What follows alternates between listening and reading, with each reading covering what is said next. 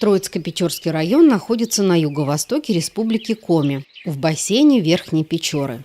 Этот край славится сотнями километров нетронутой тайги, лесными озерами, рыбными заводями и глухариными токами. По площади это один из самых больших районов Республики Коми. Природа умело соединила здесь лиственные хвойные леса, скалы и пещеры. Троицко-Печорская земля обладает притягательной силой. Это редкий уголок земли, где можно побыть наедине с собой.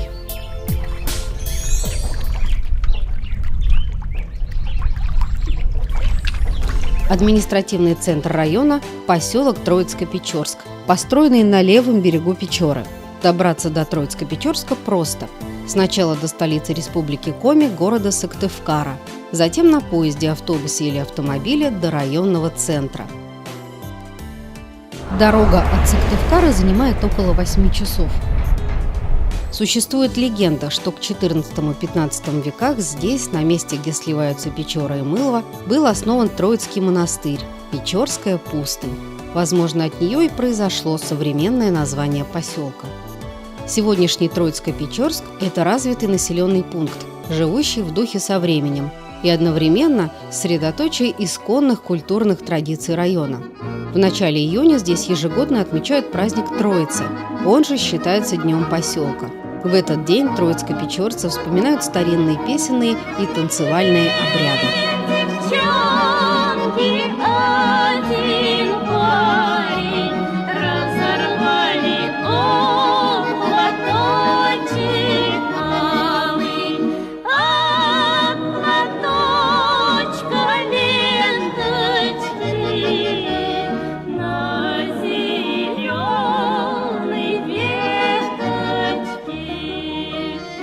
Местным краеведам удалось восстановить традиционный костюм жителей Печорского Приуралья. Костюм для троицко-печорцев стал своеобразным ответом на один из самых важных общечеловеческих вопросов – «Откуда я родом?». По элементам костюма решено было определить, из каких земель пришли первые поселенцы в этот край дикой и вечной красоты. Этот экземпляр сшит вручную из льняного полотна, сотканного на домашнем ткацком станке. Поверх длинной рубашки надет сарафан, который здесь называют кэром-сарапан. Такие шились во всех населенных пунктах и считались праздничными. Особенность запашного фартука – мелкие складки, по которым можно было определить, сколько у хозяйки сарафана детей или сколько их пожелали молодиться. Сакральный символ детородности вышит и на головном уборе. Специально для костюма изготовлены кожаная обувь, кэты и вязаные узорные носки. Многие элементы женского костюма соответствуют костюму одного из южных районов Коми – Сысольскому. Так что, вероятно, троицко-печорцы – потомки жителей берегов еще одной Коми-реки – Сысолы. Троицко-печорцам удалось восстановить почти утраченный национальный танец – Еремеевский марш. В этом танце 54 фигуры. Марш появился в начале 20 века. Его часами танцевали всей округой на берегу реки. Сегодня в Троицко-Печорске можно даже пройти мастер-класс по Еремеевскому маршу.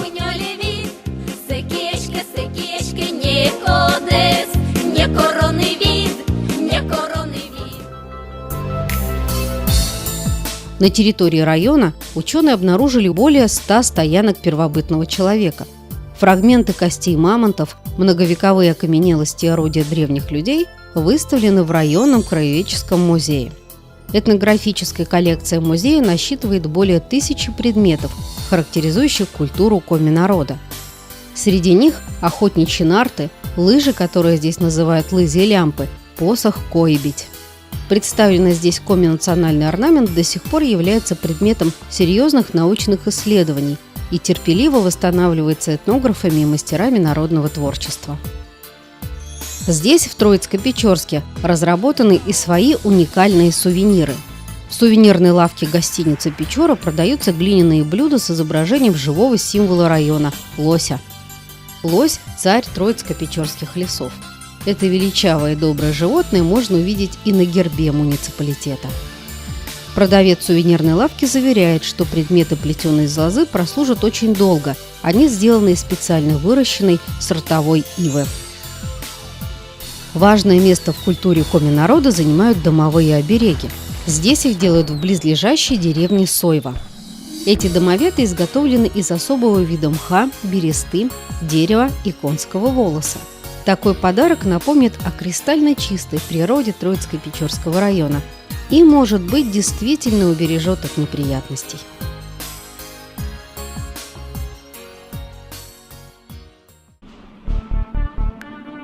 Самое красивое место в поселке – берег Печоры, там, где она сливается с рекой Мыловой.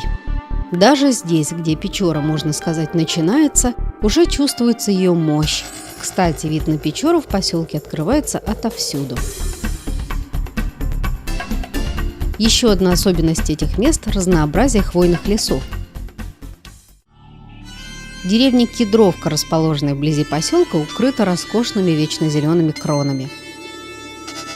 Здесь переплетаются, соприкасаются, врастают друг в друга пихты, сосны, ели, кусты можжевельника и, конечно же, кедры. Кедры в деревне растут в каждом дворе. Молодые шишечки можжевельника местные жители советуют срывать и есть. Известно, что ягоды можжевельника улучшают аппетит и являются природным антибиотиком. Здесь этого полезного снадобья видимо-невидимо.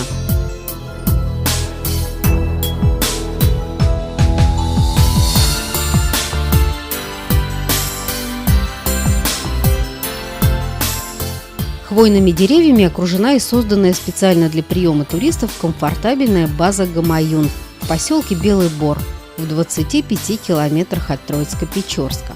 Сюда ведет асфальтовая дорога.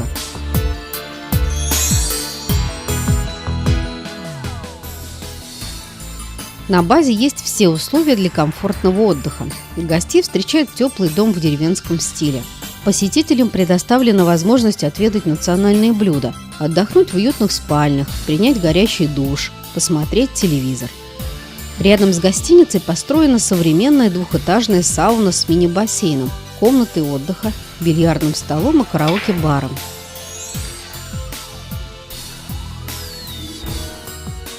Беседка с большими окнами и русской печью, место отдыха и совместной трапезы. Постояльцев турбазы ждет еще один приятный сюрприз. Сразу за домом открывается вид на лесную речку Мылву. Вечерами на берегу слышны звуки леса и плеск воды. Все без исключения водоемы Троицко-Печорского района считаются раем для рыбаков.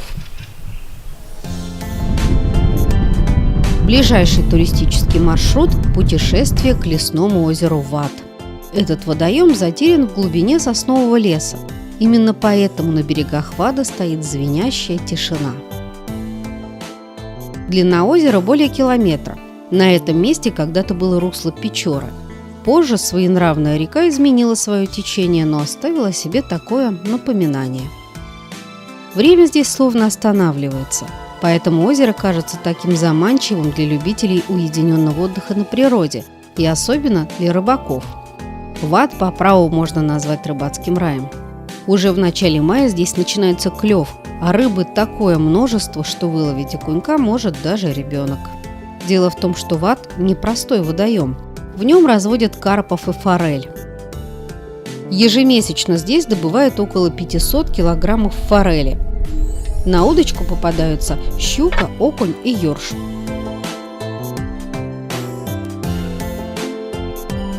Рыбы здесь хватит всем, обещает арендатор озера, заядлый рыбак и гостеприимный хозяин Анатолий Маху. Это озеро он взял в аренду несколько лет назад и превратил в туристический центр и промысловое место.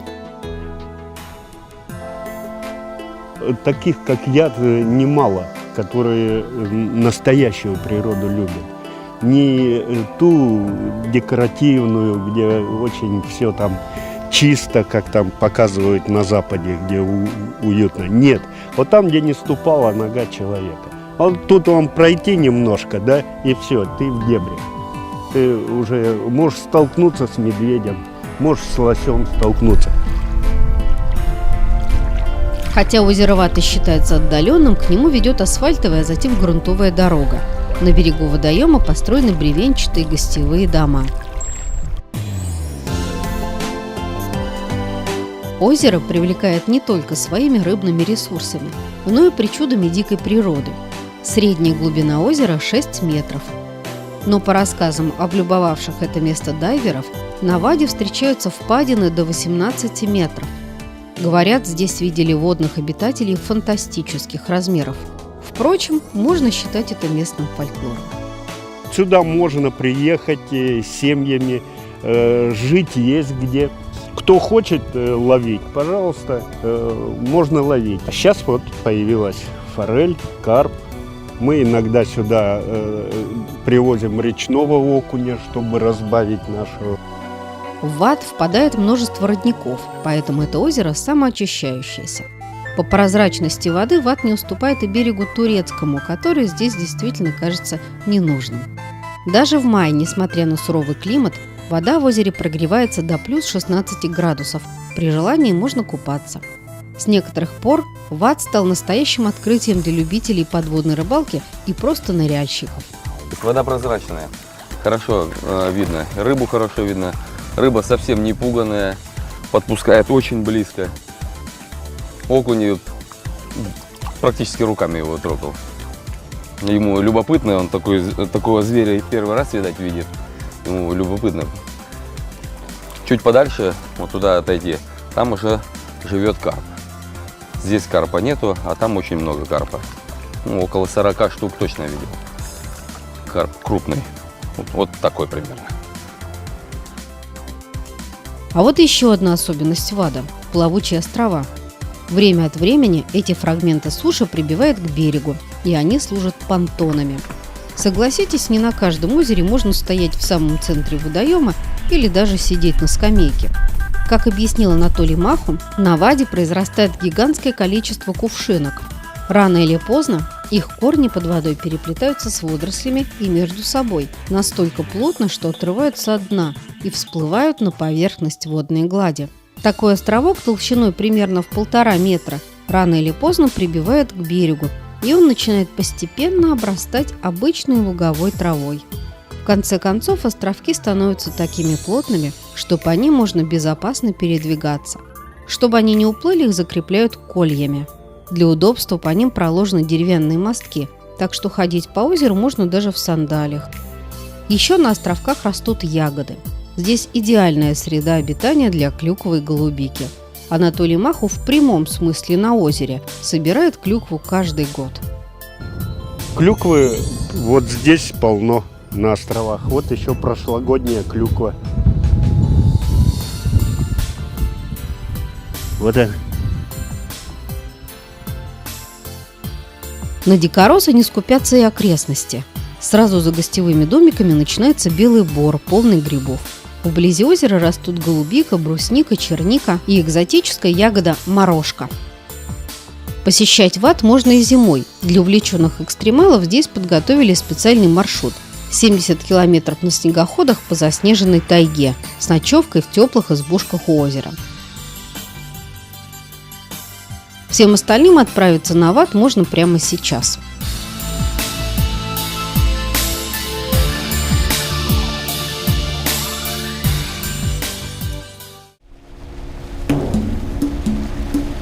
Пожалуй, самым загадочным и даже мистическим считается путешествие по реке Унье. Этот путь хранит в себе истоки духовного опыта, помогает осознать себя неотъемлемой частью мироздания. Это нелегкий, но истинный путь к себе. Река Унья – левый приток Печоры и первый из основных притоков этой реки. Длина Уньи 163 километра. Она начинается на западном склоне Северного Урала, а ее устье находится у деревни Усть-Унья Троицко-Печорского района. Добраться до Усть-Уньи можно по направлению к лесному поселку Комсомольску на Печоре. Для поездки по берегам Уньи всем путешественникам обязательно предоставляется сопровождение, надежный автотранспорт, а затем моторная лодка и опытный гид-проводник. Такой будет встречать и нас.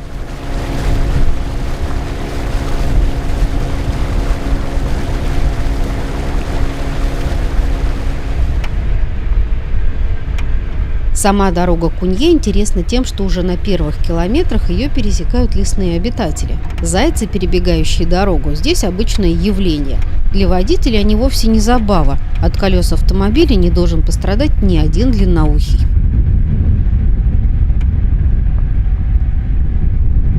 Комсомольск на Печоре – уютный поселок лесозаготовителей. Несмотря на все сложности местного жития, люди не стремятся покинуть малую родину и отказываются менять нетронутую природу на благо цивилизации. В Комсомольске на Печоре находится переправа к дороге до Усть-Уньи. Следует отметить, что после Комсомольска на Печоре не будет сотовой связи и интернета. Здесь это не кажется неудобством. Наоборот, отсутствие связи – редкая возможность полностью отвлечься от ежедневных забот. Вскоре останутся только река, тайга и первые еще невысокие скалы – предгорья Урала. Счастливой дороги! Вас ждет Александр Александрович Бачков, глава сельского поселения Комсомольск на Печоре. По совместительству родной брат и брат-близнец Николая Александровича, нашего моториста. Не ошибетесь.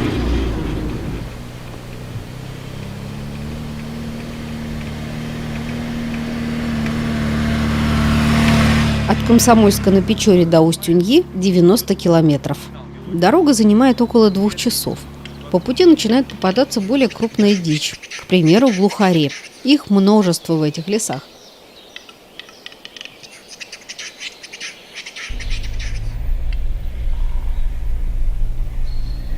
Деревня Усть-Унья. Здесь заканчивается дорога. Дальше передвигаться можно только на лодке. Нас встречает проводник, руководитель администрации сельского поселения Комсомольск на Печоре Александр Бачков. Населенные пункты, расположенные по Унье, находятся в его подчинении.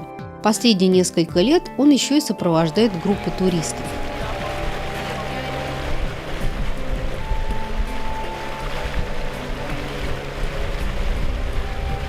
Усть-Унья возникла в первой половине XIX века. Сегодня здесь зарегистрированы 52 жителя. Это деревня охотников и рыбаков. Здесь Унья впадает в Печору. Она течет на запад и юго-запад, а затем поворачивает на север. Почти на всем протяжении река течет в скалистых, местами обрывистых берегах, поросших лесом. Эта река не просто богата рыбой, в нее заходит на нерест семга. Русло реки извилистое, с каменистыми перекатами и порогами. Поэтому местные жители передвигаются на самодельных деревянных лодках, узких и длинных. Только такие могут идти против сильного течения. Эти лодки режут воду словно нож.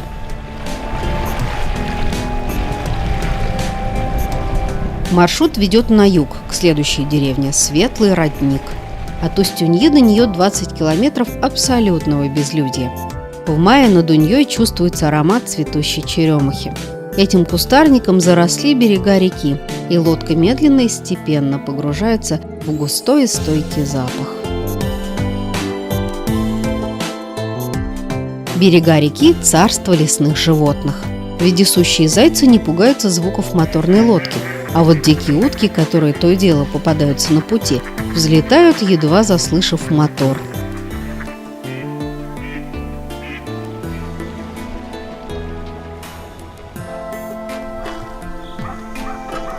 У нас деревня называется красивой. Светлый родник. Вот здесь родник впадает. Зимой не замерзает, а летом нельзя водички попить, холодной. Зимой не Да, почти. Сильные морозы только. Деревня Светлый Родник – первая после Усть-Уньи.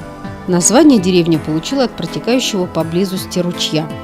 Вода в нем очень прозрачная, потому кажется светлой.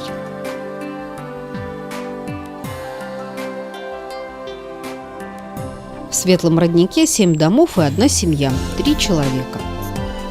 Еще одна обитательница деревни – единственная здесь корова Марта.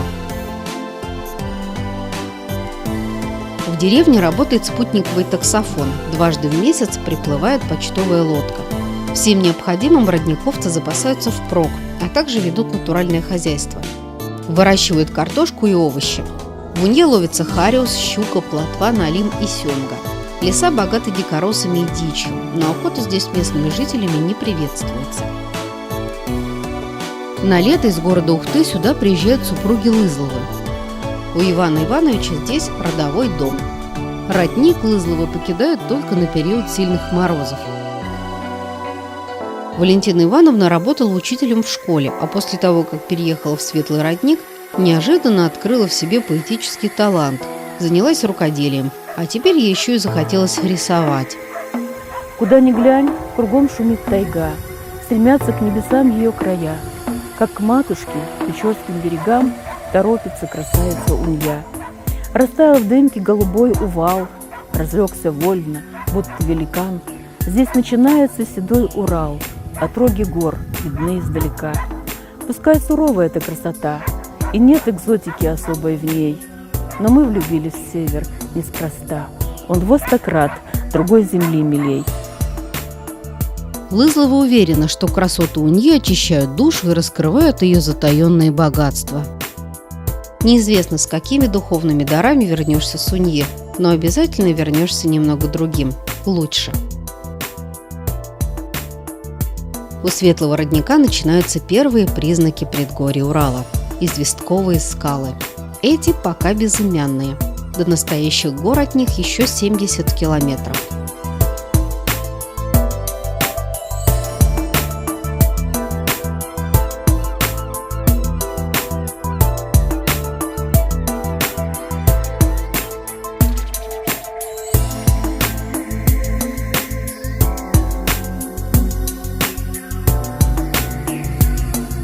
Дорогу к скалам пересекает ручей, который называют Сухая речка. Сухая, потому что полностью пересыхает в разгар лета. А сейчас весной воду из нее можно пить. Это талая вода с ледников. Она не имеет никакого постороннего вкуса и запаха. Напиться этой водой непросто. Она чистая настолько, что напоминает дистиллированную. Такая вода считается еще и полезной для здоровья. Местные жители от души смеются над туристами, которые привозят бутылки с минералкой из магазина. Лучше взять с собой флягу и наполнить ее здесь. Сам Светлый Родник находится немного дальше. Весной на его берегах разворачиваются листья папоротника и напоминают зеленых морских коньков. С 40-метровой высоты открывается один из красивейших видов на Унью. Здесь заканчиваются верхушки елей и начинается небо. Но все это, конечно, лучше увидеть своими глазами.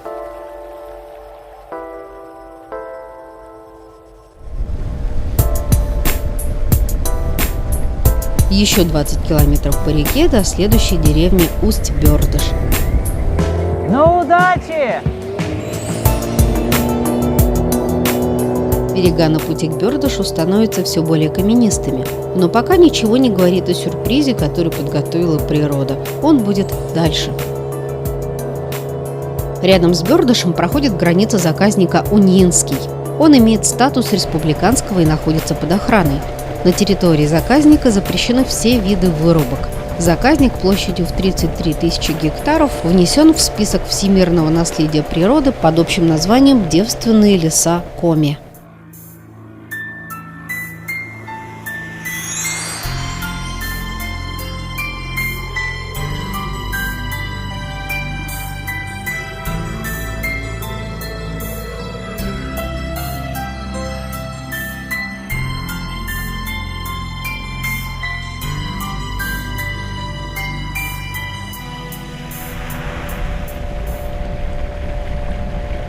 Скала здесь значительно выше.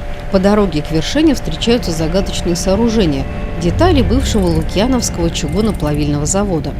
Он работал с 1898 по 1927 годы.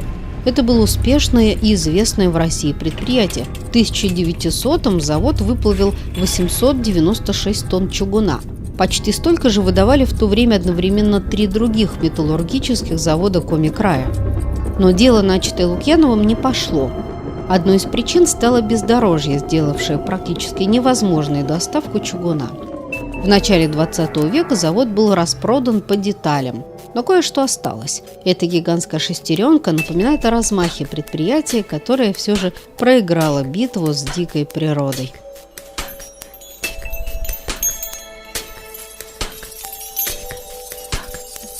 И это земляника. Весь склон земляникой.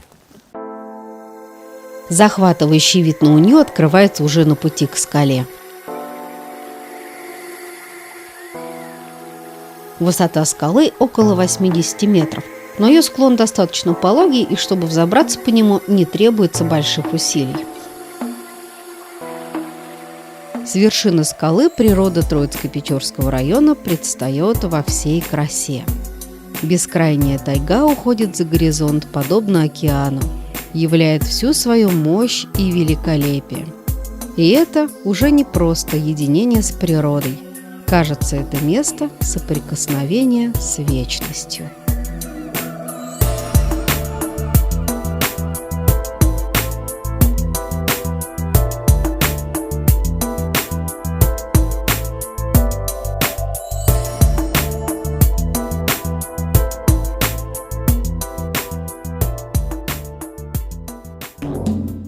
Не случайно именно здесь установили 2-метровый крест монахи-отшельники. Если посмотреть на него, сидя на земле, кажется, что крест парит в воздухе над рекой и лесом. Крест хорошо виден и снизу, всем проплывающим по Унье.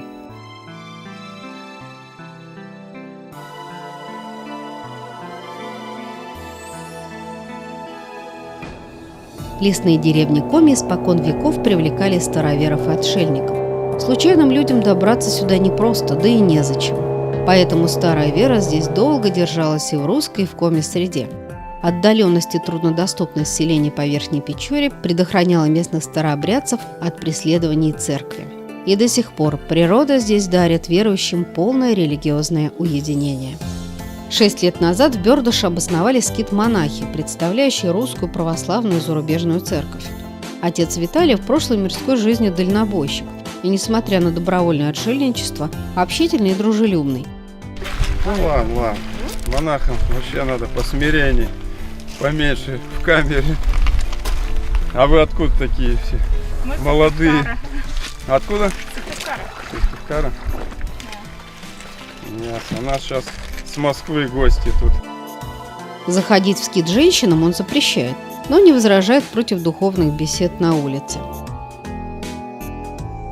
Если были паломники наши, понимаете, верующие люди, конечно, тогда заходят. У нас приезжают, вот мать с сыном приезжали. Ради Бога, так она сама-то верующая, она тут поклоны била, понимаете, и сына отмолила. Вот это люди уже другой разговор, понимаете. В редких случаях монахи принимают у себя паломников.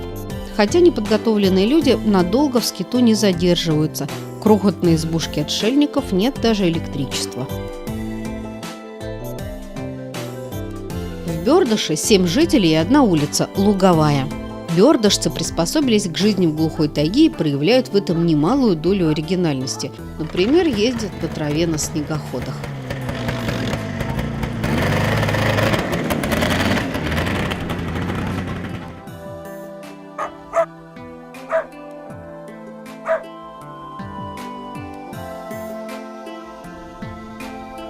До конечного пункта геологического памятника природы Чемейный Плес от Бёрдыша еще 20 километров.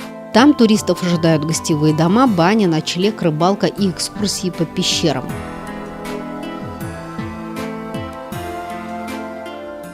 Но если завершить маршрут в Бёрдыше, поздно вечером можно вернуться назад, в Комсомольск на Печоре.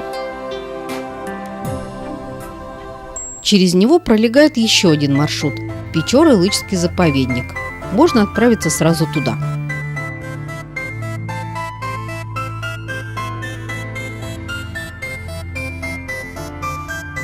Центральная усадьба заповедника находится в поселке ученых Якша.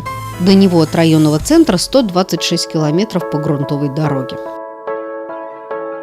По одной из легенд, название поселка произошло от татарского Якши.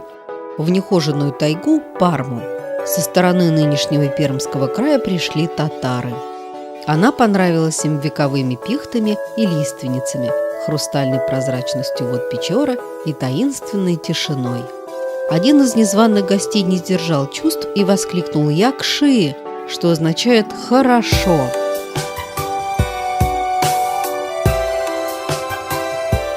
В XVIII веке здесь пролегал Чердынский торговый тракт. По нему богатые купцы везли с Камы мануфактуру, муку и ружья. Назад с Печоры пушнину и красную икру. В районе Якши товары грузили и отправляли вниз по Печоре. Сегодня Якша полностью утратила свой торгово-купеческий статус и приобрела совсем другой. Здесь живут семьи и целые династии ученых, сотрудников Печора и Лычского заповедника. Население поселка более 1000 человек. Сам он разделен на две части. К примеру, администрация и музей расположены на правом берегу Печоры, а лосеферма и школа на левом. И если на левой стороне Печоры прогулки по лесу разрешены, то на противоположной начинается неприкосновенная заповедная территория, входить на которую можно только с разрешения администрации заповедника и с обязательным сопровождением.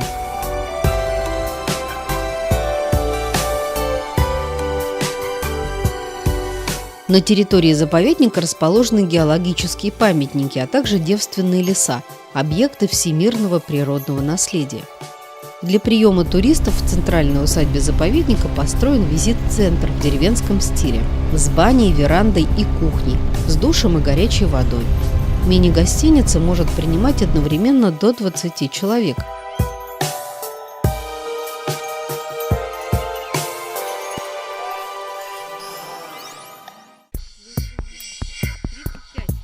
В Якше расположена первая и одна из двух ныне существующих в России лосиная ферма.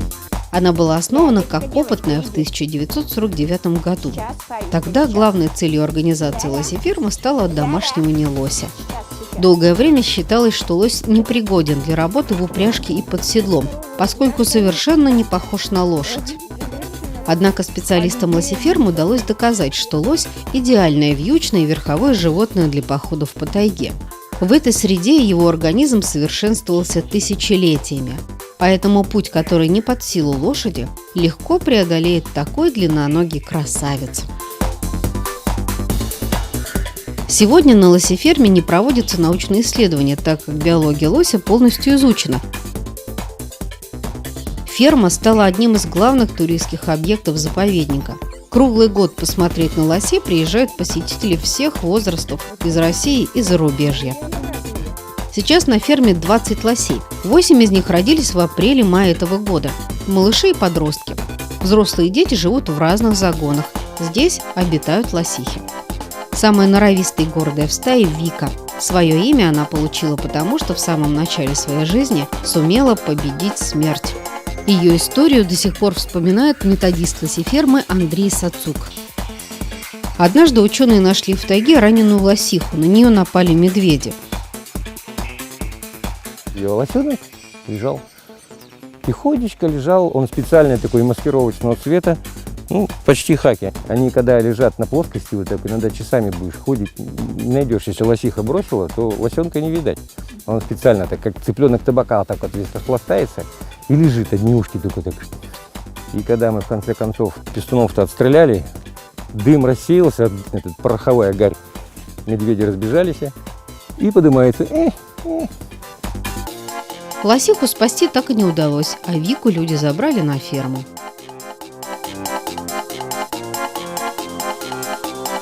Ухаживает за лосями человек с редкой и уникальной профессией – доярка лосей Светлана Лызлова. На ферме она проработала 35 лет. Любопытно, что дойные лосихи, а их сейчас на ферме 5, воспринимают ее как своего детеныша. Они все время норовят по-матерински поцеловать доярку. У Светланы Поликарповны тоже свой подход к животным. К примеру, во время дойки она с ними разговаривает. Стой, Фина. Стой, Финушка, стой, моя умница, стой.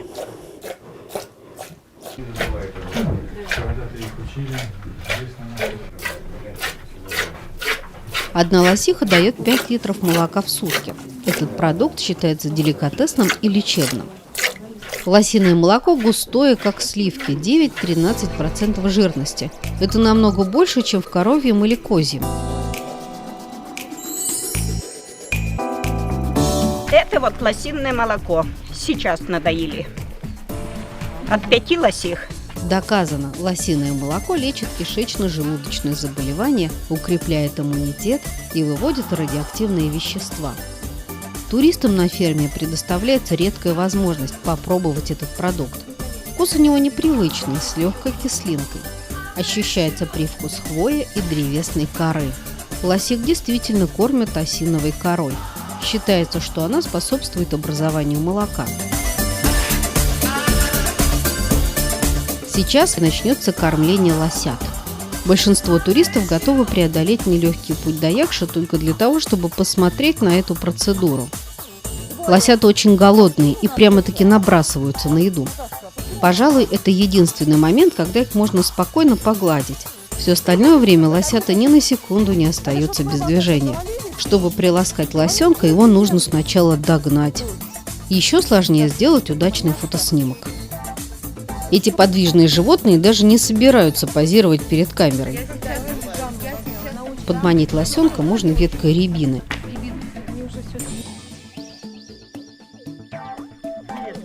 Кормить лосят могут и туристы. Ладошку просто положите, ничего, не прижимайте, ничего. Красота! Ты меня зачем все обливаешь, зайка? На ручном вскармливании в заповеднике было выращено более 500 лосей. Племенных и домашних лосей из Якши и сейчас запрашивают в лосиные хозяйства и для организации новых лосиных ферм.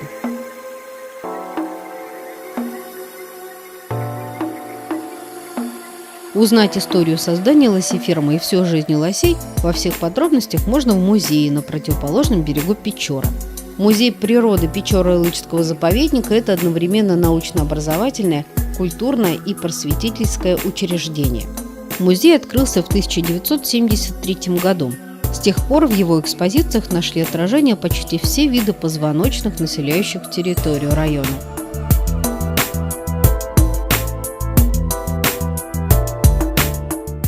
Экскурсии проводит заместитель директора, специалист по экологическому просвещению Доминика Кудрявцева. Я всегда очень рада видеть всех посетителей, которые к нам приезжают. Всегда показываю наш музей с большим удовольствием и любовью, потому что таких музеев в республике у нас единицы. И то, что вот посетители обычно видят вот наши диорамы, наши коллекции, то, что в экспозиции у нас выставлено, это малая часть того, что наш музей имеет. Только здесь можно увидеть экспонаты животных необычной окраски. В 1971 году на севере Пермской области в районе реки Березовка был произведен ядерный взрыв. С помощью него ученые пытались повернуть северные реки на юг. Примерно через 5 лет в Печорской тайге стали встречаться лоси с нетипичной для этого вида окраской. Вот этот аномально белый лось стал одной из жертв экспериментов. Лосиная ферма и музей – лишь малая часть того, что представляет заповедник для туристов. В настоящее время разработана и реализуется концепция развития туризма. В ее основе экологическое просвещение без ущерба девственной природе. Эта работа проводится под руководством директора заповедника Сергея Сапельникова. Отличная таежная природа, причем суровая. По сравнению с центральным Черноземьем это очень серьезно. Тут просто так в лес не пойдешь, и тем более не поедешь. На машинах передвижение, как написано во всех литературных источниках, в том числе и у Джека Лондона, по рекам, по Юкону, а здесь по Печоре. Прежде чем пойти на территорию заповедника, это 721,3 1000 гектаров, нужно подготовиться. В числе туристических маршрутов по Печоро-Илыцкому заповеднику путешествие к плато Мань-Пупунёр из районного центра села Троицко-Печорск. Экскурсия рассчитана на 8 дней. За это время путешественники увидят достопримечательности и памятники природы. Протяженность пешей части маршрута от кордона Усть-Ляга до плато Мань-Пупунёра назад 72 километра. С середины июня до середины сентября. Люди любуются природой, люди слушают птиц, возможны встречи с глухарями, с тетеревами и с медведями. Эта тропа не для всех, поэтому туда идут люди, которые надеются на свои силы. Плато Мань-Пупунёр – самая, пожалуй, заманчивая цель путешественников по Троицко-Печорскому району.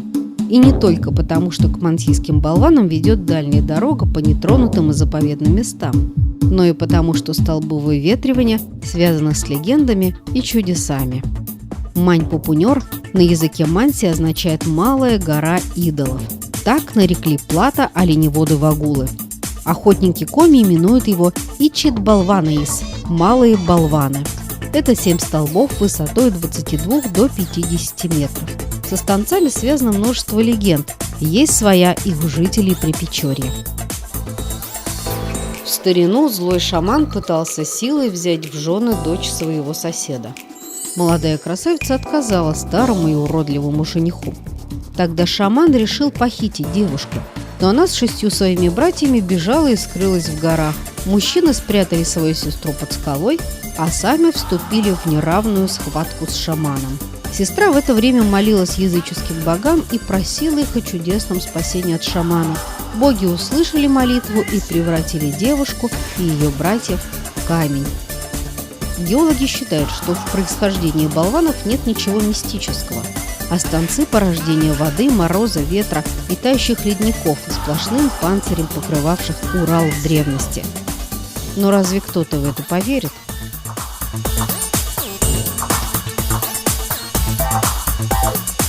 В 2008 году столбы выветривания на плато Мань-Пупунёр заняли первое место среди чудес Северо-Западного федерального округа. Гора Семи идолов символизирует возрождение жизни. Это место, где исполняются мечты.